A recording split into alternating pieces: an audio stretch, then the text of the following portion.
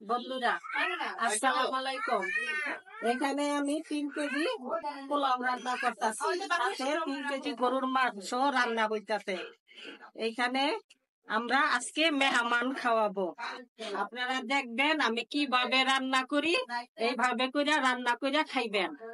তারপরে খাইয়া আমারে সাবস্ক্রাইব দিবেন, লাইক করবেন, শেয়ার করবেন, আর আমার সাথেই থাকবেন বন্ধুরা।